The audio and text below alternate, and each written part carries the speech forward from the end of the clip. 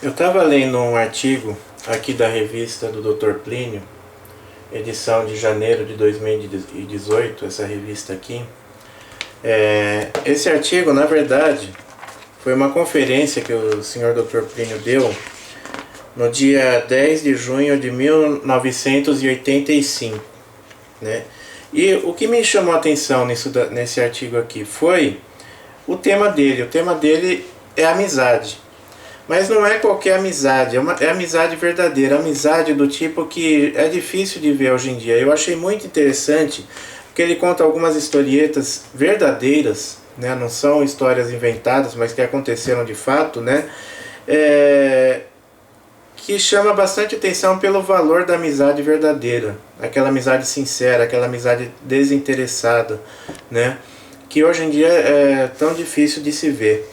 O próprio título do artigo é bem sugestivo, né? Alegria de fazer o bem.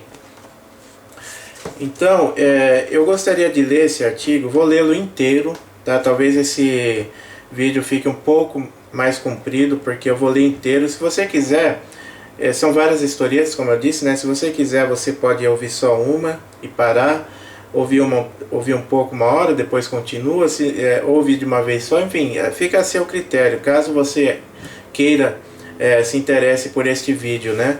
Agora, eu já digo o seguinte, é muito interessante, vale a pena. Não é à toa que eu quis ler esse artigo para vocês, né? E por que ler? Porque eu sou um mero porta-voz, né? Na verdade, quem está falando é o senhor Dr. Plínio, né? Eu sou um mero porta-voz, o máximo que eu vou fazer é um breve comentário aqui ou acolá, né? Então, já no subtítulo, né, tá aqui, né, esse destaque já é muito interessante o que diz aqui, né? No mundo pagão, ou seja, no mundo pagão, mundo pré-cristão, mundo grego, mundo romano, né, no mundo pagão existiam horrores nefandos relativos ao trato entre as pessoas. Quando Nosso Senhor entrou na história, ou seja, quando veio o cristianismo na história, né, a alegria de ser bom e de fazer o bem começou a brilhar entre os homens. Contudo, atualmente há uma certa melancolia no trato, e a alegria pela felicidade alheia desapareceu. Ou seja, ninguém fica feliz de ver a felicidade do outro, né? Se formos fiéis a Nosso Senhor, o trato verdadeiramente católico poderá ser restaurado e aperfeiçoado, né? Então isso é o subtítulo, né? Então, o trato cavalheiresco me faz lembrar os meus tempos de menino, uma porção de coisas, em que o problema do trato e do modo pelo qual uns devem ver os outros começavam a aflorar diante do meu espírito. Então ele começa a falar desde quando ele era pequeno, menino, né? Desde a mais tenra idade, né? Então ele começa a falar das suas próprias amizades, que ele raramente conseguia manter por muito tempo uma amizade, né? Então ele começa a dizer, né? Sucessão de amizades rompidas de repente. Eu tinha esta particularidade, como todo mundo. Estabeleci amizade com algum menino, no primeiro período havia simpatia, interesse, agrado. A amizade chegava a um determinado ponto e de repente me parecia perceber o fundo da mentalidade dele. E me vinha sempre uma sensação de tédio irremediável, de falta de atração, uma espécie de saturação, e eu rompia, né? Ou seja, mentalidades diferentes, né? Para você ter amizade com alguém, você tem que ter uma mentalidade mais ou menos parecida, né? De maneira que a minha vida de menino, vista debaixo desse ponto de vista, podia ser considerada uma espécie de sucessão de amizades rompidas de repente. Inconstância? Capricho? Fantasia? O que era? Eu só tive um amigo que me acompanhou pela adolescência adentro. Ele tinha apenas um ano a menos do que eu, e certo dia, por outras razões, nós nos separamos. Eu não queria segui-lo e tomamos rumos diferentes na vida. Mas com esse mesmo menino, muito chegado a mim pelo parentesco, e que portanto era uma espécie de amigo com quem tropeçava toda hora, eu tinha períodos de saciedade. Parecia-me que ele também passava por fases de saciedade em relação a mim, mas que nos aturávamos pela comodidade do trato, e por um fundo de estima que às vezes o parentesco inspira. Isso acontecia com frequência. A sensação que me vinha frustrante era assim: cada pessoa que se conhece de longe dá uma impressão, mas quando se tem conhecimento de perto, às vezes a impressão até melhora. Porém, quando se conhece inteiramente de perto, aparece qualquer coisa que repele. E naturalmente notava-se também da parte dos outros algo assim. Conheciam-me, mas em determinado momento havia uma repulsa. E se não acabava em ruptura, dava pelo menos um trato tenso, com birras, invejas, rivalidades, implicâncias, entusiasmos bruscos, acompanhados de saciedade. Faltava o alimento para a continuidade dessa amizade. De outro lado, acho muito bonito ser amigo. Minha mãe contava fatos da história do pai dela, que conhecidos que eram amigos uns dos outros, mas amigos reais, até de espantar. E eu me perguntava, será que a amizade desertou do mundo? Que na minha geração não há mais amizade? Veja bem, ele fala da geração dele. Ele nasceu em 1908, certo? Ou seja, no início do século XX. Ele já sentia na geração dele, daquele tempo, né? Será que não existe mais amizade, né? Então eu sempre pergunto, né? O que ele diria se ele vivesse hoje, né? Que nós somos incapazes de sermos amigos uns dos outros. Então agora ele começa a contar um monte de historietas, né? De que eu falei no princípio, e agora vai a primeira delas, muito interessante. A amizade entre Lalau e Totó. Minha mãe narrava esse fato ocorrido com meu avô. Ele herdou umas terras no interior de São Paulo, que era um sertão bravio. Naquele tempo, bem mais de 100 anos atrás, né, lembra, ele fez essa conferência em 1985, então já naquele tempo ele dizia, bem mais de 100 anos atrás, né? Pirassununga, Araraquara, São Carlos, essas regiões que estão tão próximas de nós, eram o sertão. Meu avô resolveu mandar organizar uma fazenda. Entretanto, era péssimo fazendeiro. Não tinha sido educado em fazenda, mas em São Paulo, e não tinha a menor ideia das coisas do campo. Isto eu herdei dele. Lembro-me de meu entusiasmo em pequeno, porque uma vez enfiei um grão de milho na terra e saiu o pé de milho. Plantei uma planta, já era alguma coisa. Um amigo dele do tempo de menino, que possuía negócios naquela zona, passou pela fazenda do meu avô, viu que estava mal organizada e foi falar com ele. E eles se tratavam pelo apelido que tinham desde a época da infância. O amigo que se chamava Stanislau era tratado de Lalau, e o meu avô, Antônio, de Totó. O Lalau disse para o Totó: "Olhe, Totó, essa sua fazenda é uma vergonha. Você precisa me comprar mais tantos escravos e durante 5 anos não pense na sua fazenda, não apareça lá. Não me pergunte nada, apenas a cada ano você me dá um cheque de tanto para pagar despesas da fazenda. Daqui a 5 anos eu lhe dou uma fazenda inteiramente formada, com um cafezal produzindo e você com uma conta aberta por mim, no banco, com o lucro da fazenda." Meu avô achou a ideia muito interessante, comprou os escravos, entregou-os ao Lalau e não se meteu mais com a fazenda. Não conversavam sobre ela. Passados 5 anos, o Lalau, que aliás era um barão do império, procurou pelo meu avô e disse: "Olha, Totó, vamos agora ver a sua fazenda. Está pronta, você vai ficar contente." Naquele tempo se viajava a cavalo. Foram juntos e a fazenda estava um primor, florescente. Então meu avô quis dar-lhe um pagamento, mas o Lalau respondeu: "Nem me fale disso, está proibido, porque eu fiz isso por amizade a você." Eu olhava para os meus amigos e me perguntava: quem faz isso hoje? No meu tempo de infância, ou pagava-se muito bem e ainda ia-se examinar as contas para ver se não houve roubo, ou saía um desastre, e ficava com essa interrogação na cabeça: o tempo dos amigos acabou? Aí vem outra história agora. Episódios do tempo da Revolução Francesa, da Idade Média. Por exemplo, eu lia fatos do tempo da Revolução Francesa. Mandavam aqueles nobres todos para a prisão. Chegava o empregado da justiça e ordenava reunir todos os prisioneiros e prisioneiras. E cada dia ele chamava 10 ou 15 para serem guilhotinados. Viu que beleza que foi a Revolução Francesa, né? Simplesmente guilhotinava por... eu acho que por linha de produção, né? Acho que não foi o Ford que inventou a linha de produção, foram os revolucionários franceses, né? Era a guilhotina por linha de produção, né? Então, os outros ficavam esperando até o dia seguinte. Alguns conseguiam atravessar todo o tempo da revolução e um belo dia foram libertados.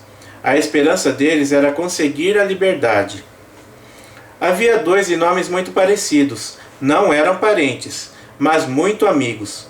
O carrasco chama um, estropiando um pouco o nome, porque era analfabeto e não sabia ler bem. E pronunciou o nome do outro. Este disse, presente, e foi para a guilhotina. O primeiro não estava ali no momento. Quando chegou, perguntou, quem foi chamado? Foi você. Mas como eu estou aqui? Fulano subiu em seu lugar e foi guilhotinado. Agora você está praticamente indultado, porque quando chamarem a ele, você pode dizer que não é ele, pois no registro oficial consta você como morto. Nunca mais vão chamá-lo, você fica aqui na prisão. Lia também episódios do tempo da Idade Média relativos a cavaleiros que iam combater no Oriente. Por exemplo, um estava cercado por adversários e ia ser preso. Um outro de mais categoria, que convinha mais aos inimigos prenderem, se apresentava e dizia. Então, um com mais categoria, ou seja, o mais nobre, né? É como se fosse assim, um general ser preso no lugar do soldado. Vamos fazer essa comparação, né? É lógico que o inimigo prefere prender alguém de mais categoria, como ele dizia aqui, né? Então um de mais categoria se apresentava e dizia, eu me ofereço para que este não seja preso, porque ele está doente. Não, eu não quero, declarava o beneficiado. Os mouros preferiam o de mais categoria. Levavam-no embora e deixavam o outro. Quer dizer, coisas espantosas, né? Ou seja, uma pessoa se entregar para ser preso no lugar da outra, né? Isso na Idade Média acontecia, né?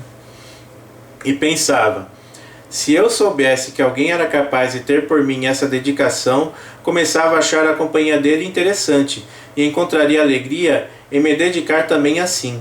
Isso dá um certo sentido à vida, mas esse egoísmo mútuo, essa paz armada, isso não é vida. E da Antiga Grécia, ele começa uma outra historieta agora da Antiga Grécia. Li até uma historieta do tempo da Antiga Grécia. Todas as cidades gregas eram republiquetas independentes. Quando uma dessas cidades tinha ditador, este era chamado tirano, palavra que não possuía o sentido pejorativo que tem hoje. Então, o tirano de uma cidade tinha condenado à morte um sujeito, o qual era muito amigo de um segundo. O sentenciado à morte pediu licença ao tirano para ir se despedir da família. O tirano disse, isso é uma brincadeira, né? Você vai se despedir da família e foge. Não vou autorizar. Afirmou o condenado. Tenho um amigo e que serve de refém. Se eu não estiver aqui na hora da execução, ele consente em ser morto em meu lugar. Havia evidentemente toda espécie de perigos, com aquelas estradas muito pouco seguras, bandidos e outras coisas assim. Podemos imaginar quantas possibilidades havia de que o prisioneiro que foi visitar a família antes de ser morto, na ida ou na volta fosse agarrado por ladrões, preso e seu amigo ia morrer.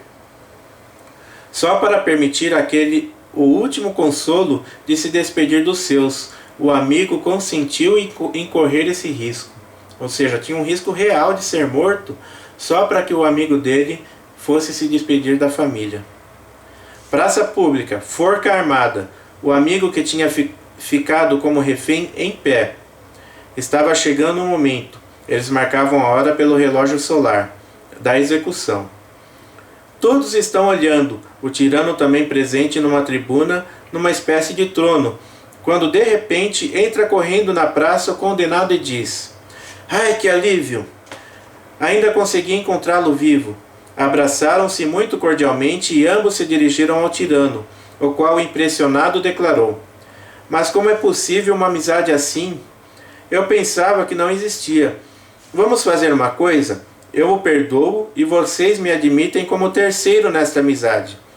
Eles responderam: "Não, porque a amizade não se compra nem se vende. Querendo, mate um de nós, mas para ser um terceiro nessa amizade elevada e dedicada, o senhor precisa merecer." Tudo isso é uma problemática que saiu completamente das mentes. Não se ouvem contar casos desses, não se comentam coisas assim. É uma outra visão do mundo. O que o tirano fez? Mandou matar os dois? Ele revelou um traço, pelo menos de grandeza, de alma ao dizer: "Está bom, eu perdoo os dois. Vão ser amigos por aí." Considerem que, em geral, esses tiranos eram bandidos, homens sem vergonha, que galgavam o poder por meio de crimes. Mas este teve um lampejo de honestidade nesse gesto. Aí vem outra história agora. Duas senhoras exemplarmente bonitas, muito finas e elegantes. Eu via pessoas antigas da geração de meus pais, e sobretudo da dos meus avós, tratarem-se entre si. E notava que o modo de se tratarem era muito diferente do da minha geração. Elas se tratavam com respeito, mas com uma forma de respeito que na minha geração não havia. Minha avó tinha uma amiga e mantiveram uma amizade até o fim da vida. A minha avó morreu com 84 anos de idade. Essa senhora viveu mais um pouquinho, talvez um ano ou dois. Eram duas senhoras exemplarmente bonitas, das mais formosas que eu tenha visto. Não só bonitas por terem o rosto bem feito, como podem ser uma boneca de vidro, mas eram muito finas e elegantes, né? A revista até coloca aqui a foto da avó do Dr. Plínio, né? A dona Gabriela, ó. Ela era bonita mesmo, né? Bonita e elegante, né? A mesma elegância que as meninas se vestem hoje em dia, né? Até parece. Então, elas tinham-se conhecido quando mocinhas. As casas delas, na São Paulinho minúscula daquele tempo, ou seja, não era essa metrópole, São Paulo não era essa metrópole que é hoje, né? Então, na São Paulinho minúscula daquele tempo, eram relativamente próximas. Não havia telefone, e uma moça só podia sair da rua com alguém da família, ou seja, moças não andavam sozinhas na rua. Sozinha nunca.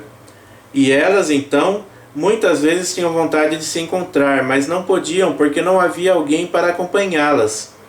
Então, numa hora marcada, elas se punham nas janelas das respectivas casas com binóculo e faziam sinais, comunicavam coisas, etc. Conversavam. Ambas depois foram fazendeiras no interior de São Paulo e passaram alguns anos sem se verem, porque as fazendas eram muito distantes. Posteriormente, os maridos voltaram para morar em São Paulo e elas recomeçaram a amizade, né? Ou seja, mesmo depois de tantos anos separadas, a amizade não se acabou, né? Eu as conheci já bem velhas. Essa senhora ia visitar minha avó todas as semanas num dia fixo. E para minha avó esse era um dia sagrado. Esta tarde é para a dona fulana, que vem aqui em casa, não tem conversa. Mais de uma vez eu me meti na sala para ver as duas se cumprimentarem. Elas chegavam, se davam um beijo de cada lado do rosto. Como vai passado? Bem? Bem, e a senhora, como está? Bem.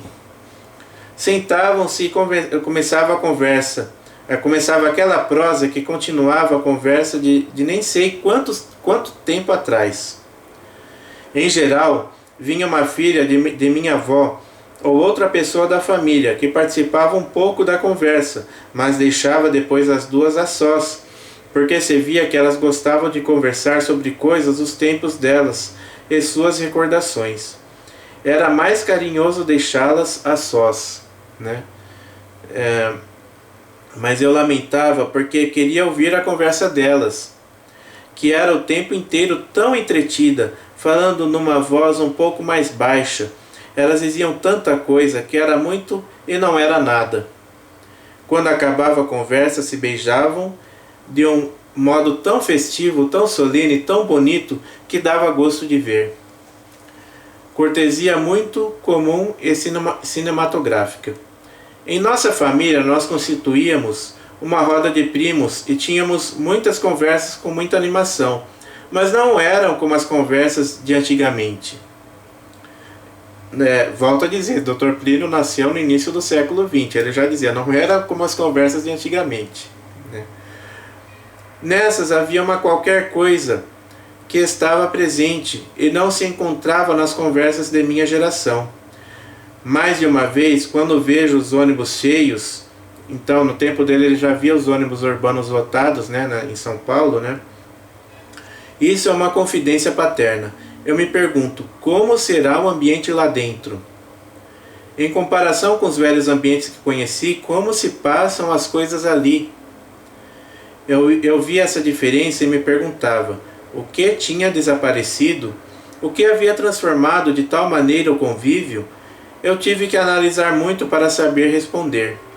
A primeira noção que me veio foi que, na minha geração, as pessoas se tratavam com cortesia, mas uma cortesia muito comum e cinematográfica. Em comparação com a dos antigos tempos, como eram as amizades de outrora, as gentilezas, as formas, as polidezes e coisas tinham baixado muito. Pode-se dizer que a autêntica cortesia estava morrendo para dar lugar simplesmente a um trato não incorreto, mas que não era mais como as doçuras de outrora. Ou seja, as cortesias de outrora, como ele diz, eram mais autênticas. Não que hoje não haja cortesias, mas é uma coisa mais mecânica, mais por mera formalidade. A doçura de viver, então outra história.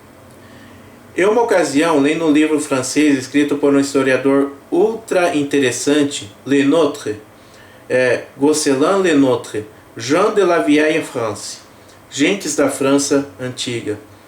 Eu encontrei uma frase de Talleyrand, um bandido, mas homem inteligentíssimo, o qual ainda tinha conhecido Maria Antonieta. Não preciso dizer mais nada. E que dizia o seguinte: quem não viveu antes da Revolução Francesa não conheceu a doçura de viver. Em outras palavras, a Revolução Francesa acabou com a doçura de viver. Essa tragédia que aconteceu para toda a humanidade, não só para a França, mas para toda a humanidade. Eu pensava com os meus botões, é isso mesmo. Essas cidades com fábricas, bondes, automóveis, buzinas, luz elétrica, a São Paulinho já tinha tudo isso em ponto pequeno. O corre-corre, os trens e tudo mais, só não havia os aviões. É impossível nessa atmosfera o douceur de vivre antiga. Fui ver um livro de Le Nôtre que trata disso. Lembro-me do caso de uma família que no trajeto entre Paris e Londres, em território francês, possuía uma hospedaria. Viajava-se de carro a cavalo naquele tempo e o trajeto durava muitos dias. Então os viajantes dormiam em hospedarias ao longo do caminho. Nessa hospedaria, uma família inglesa se hospedou e foram muito bem tratados, ficando muito contentes com a hospedagem. Na hora de ir embora, o chefe da família perguntou quanto devia. O francês apresentou a conta. O chefe de família olhou, já se está vendo a briga. E disse que protestava, não podia aceitar aquela conta, porque era tão barata e o trato tão excelente que ele não podia consentir em pagar só aquilo. É inacreditável. Discussão vai, discussão vem, o inglês era mais obstinado e o francês acabou dizendo: está bem, quanto o senhor quer pagar? Quero pagar tanto. Era bem mais. O francês aceitou. Fecharam a conta e a carruagem seguiu.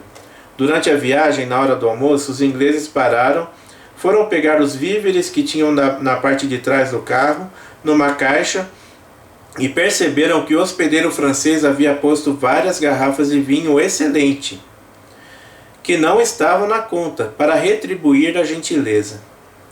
Isso num hotel de hoje seria inteiramente impossível. Pois bem, era um fato que fazia parte da cortesia de antigamente. Agora outra história. Cartouche assalta uma duquesa. Havia na França, no Ancien Regime, um famoso bandido chamado Cartouche.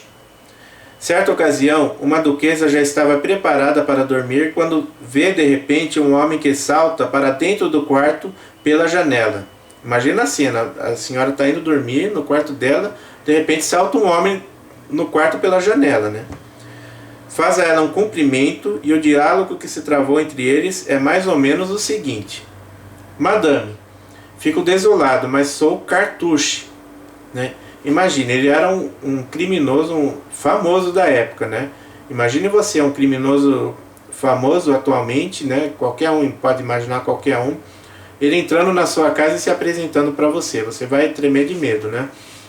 Então, estou morto de fome e vim pedir à senhora para mandar vir alguma coisa para comer e beber.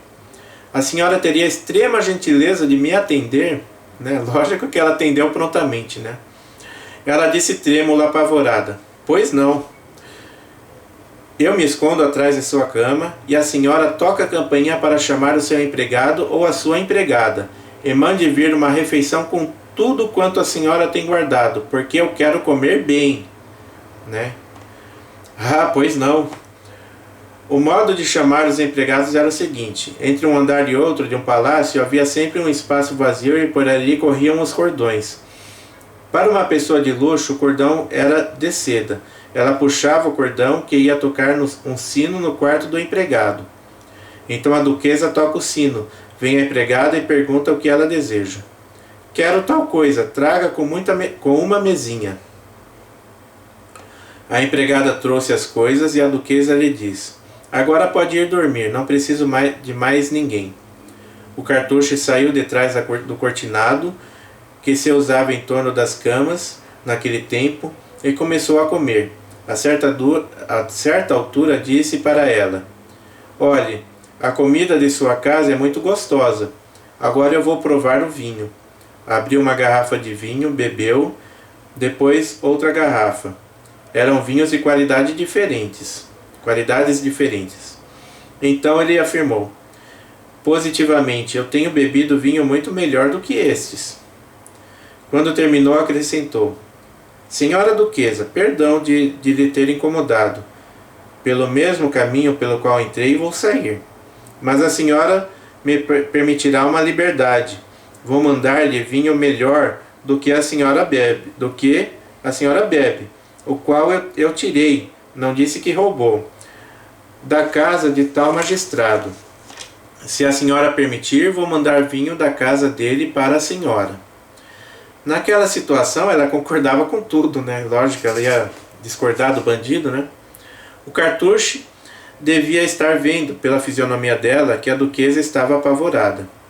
Quando o Cartouche foi embora, ela chamou a empregada e mandou-a fechar tudo, etc. E não sei se ela conseguiu dormir. Raiou o dia, começou a vida, a casa na sua normalidade.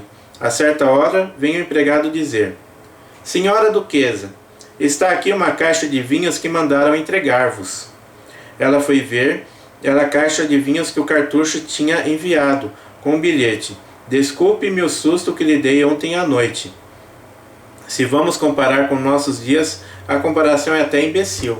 Ou seja, até um bandido famoso era gentil naquele tempo, né? E cumpria a palavra que ele empenhou, né? Ele disse: eu vou mandar os vinhos, e mandou de fato, né? Tudo bem que era vinho roubado, mas ele mandou. Cumpriu a palavra dele, né? E com gentileza ainda.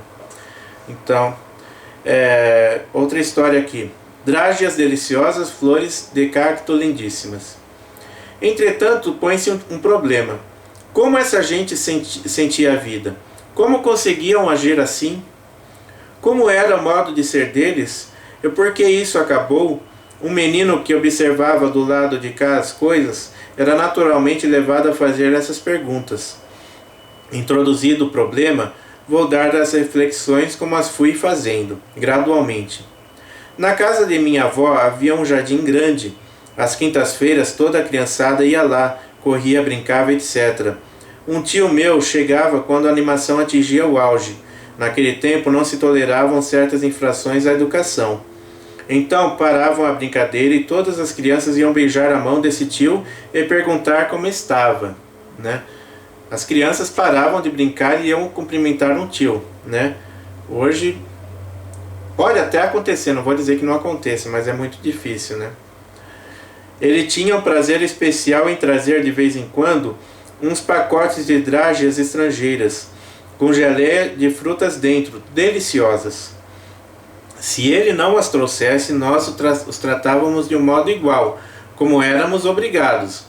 Mas eu percebia que ele tinha uma certa alegria em nos ver contentes.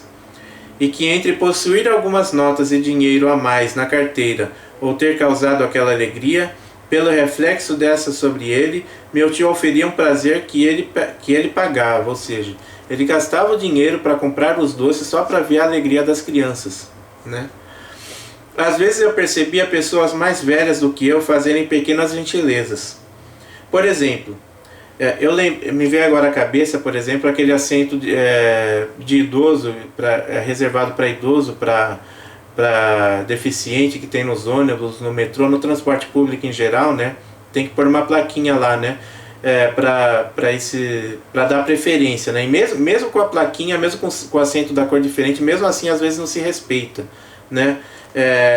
Eu fico pensando, mas isso não tinha que existir, porque a preferência para as pessoas idosas, para as pessoas deficientes, devia ser automática, né? As pessoas deveriam automaticamente perceberem que uma pessoa idosa está em pé e ela sentada, né? E ela se levantar para a pessoa idosa sem precisar de placa, sem precisar de lei, sem precisar de nada, né? Mas infelizmente não é assim, então tem que ter esse tipo de lei, né? Então, aí ele diz aqui, às vezes eu percebia pessoas mais velhas do que eu fazerem pequenas gentilezas. Por exemplo, lembro-me que um senhor foi visitar nossa casa. Entrou com 2 flores de cactos lindíssimas e disse: "Eu encontrei isso numa florista por onde passei. São bonitas e talvez a senhora goste." E entregou-as para a dona da casa, a qual ficou muito contente e mandou que fossem colocadas num vasinho perto dela. Notei que esse senhor, que era cunhado dela, estava contente em ver que esta senhora ia passar o resto da tarde olhando para aquelas flores. Independentemente de qualquer coisa, dava a ele alegria ver a alegria de outrem. Ser feliz vendo o outro feliz, né? Alegria espontânea, né? Sem interesse. Devo dizer que esse sentimento estava quase desaparecido na minha geração. E percebi, olhando para o passado, que ele fora cada vez maior nas gerações anteriores, quanto mais se recuava no tempo. Era um sentimento que correspondia a um hábito social que consistia na alegria de causar alegria, a satisfação de causar satisfação. E o do ser de vivre estava implantada, estabelecida. Horrores da Roma pagã. Agora ele vai comparar essa cortesia que tinha na sociedade cristã de outrora, né, com os pagãos de mais outrora ainda, né? Agora ele vai falar da Roma pagã. Essa ideia me levou a perguntar, mas na época pagã era assim ou não? Via então que, com uma outra raríssima exceção, no tempo do paganismo não era assim, né? Apesar dele ter contado aquela história da Grécia Antiga, né, que eu li, né, um pouco antes, né? Mas ele fala assim, isso era mais uma exceção, né? Não era assim. Havia coisas no sentido oposto que nos causam constrição. Por exemplo, um homem manda chamar um escravo e diz: "Eu quero matar alguém e preciso ver se esse veneno é eficaz. Você vai tomar e vou verificar os efeitos." O escravo sabia que se resistisse era castigado. Então tomava o veneno e morria com contorções diante do dono dele, o qual às vezes ficava tratando de negócios, etc., olhando um pouco para ver se correspondia à morte que ele queria causar ao inimigo. Banquetes em Roma, no tempo da decadência do Império Romano. As mesas eram em forma de U, e os romanos faziam os banquetes deitados. Deitavam-se sobre uma mão e comiam com a outra. E não existiam talheres como hoje, mas apenas faca. As pessoas comiam com a mão. nos banquetes daqueles ricaços de Roma, eles se empanturravam de alimentos, se embriagavam com vinhos, etc. De vez em quando comiam tanto que sentiam não caber mais alimento no estômago, então mandavam vir escravos especialistas em provocar vômitos. Com penas de certas aves faziam cócega na garganta e eles rejeitavam na própria sala do banquete. Depois vinham os escravos ou escravas com cabelo abundante, armado, trazendo bacias perfumadas. Eles lavavam as mãos, a boca, etc., e enxugavam no cabelo do escravo ou da escrava, e recomeçavam o banquete. Mas aquele que os via lançarem fora a comedoria toda era muitas vezes uma pessoa que mal tinha podido comer. Quer dizer, a pessoa estava passando fome e tinha que ver o outro... desculpa o termo, mas era isso mesmo. Tinha que ver o outro vomitando comida enquanto ele estava passando fome, né? Porque os escravos eram tratados como podemos imaginar. Quer dizer, os romanos não tinham o mínimo gesto de felicidade do outro, o mínimo senso de reciprocidade, a mínima alegria de terem sido afáveis dando algo. Só buscavam a própria vantagem. Será que hoje está diferente disso, né? Resultado: numerosos suicídios, que às vezes aconteciam durante o banquete. Matavam-se mandando abrir as veias dos pulsos e ficavam com as mãos dentro de uma bacia com água perfumada, conversando até cair morto. Era um episódio do banquete. Mandavam levar embora o cadáver do indivíduo que diziam foi viajar para outro lugar. Aí outra história aqui, Marquesa de Sévigné. A solidariedade que vincula uma criatura a outra, pela qual o que causa dor em uma dói na outra, o que alegra uma alegra a outra, esse senso de reciprocidade desapareceu completamente em nossos dias. Nas estradas, quando ocorre um desastre, às vezes pedem aos motoristas que parem para colocar dentro de seus carros um ferido. Eu conheço o caso de alguém que deu esta resposta: o meu automóvel é novo e o sangue dele vai sujar. Não quero, e toca para frente. É ou não a mesma mentalidade? Então, nota-se que está estabelecido um outro clima moral totalmente diverso, em que essa reciprocidade, o desejo de fazer o bem pelo bem que o outro sente, desaparece. A outra coisa que some é o respeito, a alegria porque o outro é mais do que nós, de lhe fazer reverência, de honrá-lo. Há pouco aqui falaram da Bonbonnière, Marquesa de Sévigné, que é uma casa de bombons em Paris. Mas essa marquesa foi uma personagem histórica célebre. Ela viveu no tempo de Luís XIV. Escreveu cartas famosas. Ninguém redigia missivas tão bem como ela. Por exemplo, numa carta para uma amiga, digamos que fosse uma baronesa, ela escrevia: queria crer, prezada amiga, senhora baronesa, os sentimentos de indefectível amizade com os quais eu tenho a honra de me subscrever, sua amiga e servidora fulana. A alegria de honrar os outros desapareceu também. Hoje se inveja os outros, né? Não se honra os outros, se inveja, né? Qualquer alegria de fazer o bem sumiu. Qualquer o bem passou a ser desagradável. E pelo contrário, ver os outros deperecerem, se liquidarem, pouco importa, conquanto que eu tenha o meu próprio bem. Como pode ser agradável a conversa entre as duas pessoas se cada uma sabe que a outra tem essas ideias a respeito de si mesmas? É impossível não perceber uma certa melancolia no trato de hoje, a excitação nervosa, mas essa alegria pela felicidade do outro desapareceu. Como se explica que isso houve, como tenha deixado de existir? Com Nosso Senhor, a alegria começou a se irradiar na terra. Houve alguém que entrou na história. Quando isso ocorreu, o mundo inteiro era uma noite igual a essa que acabo de descrever. Ele brilhou na história, e a alegria de ser bom e de fazer o bem começou a reluzir entre os homens. A alegria de respeitar e até de venerar, a alegria de se dedicar, a alegria de se sacrificar, a alegria de ter causado bem e saber que o outro ficou alegre, sem que o outro saiba que fomos nós que lhe causamos o bem, mas pelo bem que foi feito, né? O bem desinteressado, né? Se você faz um bem, Às vezes você quer que o outro saiba, olha, quem fez fui eu, hein? Né? Então, esta alegria começou a se irradiar na terra por alguém designado por 4 palavras. 2 indicam o título e 2 o nome. Título: Nosso Senhor. Nome: Jesus Cristo. São Pedro emprega uma fórmula que eu li e ficou como uma fulguração, a qual nunca se apagou do meu espírito. Para descrever a vida de Nosso Senhor, ele disse essa síntese latina: per transivit benefatiendo, né? Atos 10, 38.